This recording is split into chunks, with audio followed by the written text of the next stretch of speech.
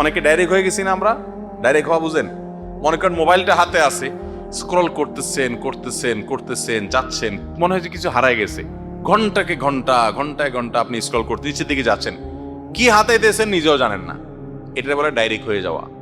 এই ডাইরেক্ট হয়ে যাওয়ার কারণে পড়াশোনা ধ্বংস হয়, নামাজে মনোযোগ থাকে না, বাবা মার অবাধ্য হয়ে যায়। একটা গল্প আমি প্রায় সময় বলি, কোথায় যেন পাইছি গল্পটা।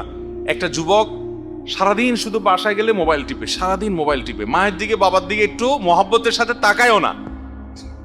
একবার সে বাসায় মোবাইল টিপছে টিপছে, খুব সিরিয়াস, বন্ধুদের সাথে চ্যাটিং ফ্যাটিং করতেছে। সে অনেক সামাজিক মানুষ, কারণ বন্ধু বান্ধবদের রিপ্লাই টিপ্লাই দেয়, কিন্তু মায়ের দিকে তাকানোর টাইম নেই।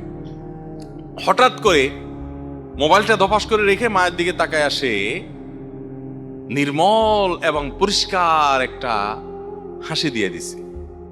তার হাসি দেখে মা অবাক হয়ে বলতেছে, কি ব্যাপার বাবা, কতদিন হয়েছে তোমার এরকম একটা হাসি দেখলাম না, এত সুন্দর করে হাসি দিলে কাহিনী কি?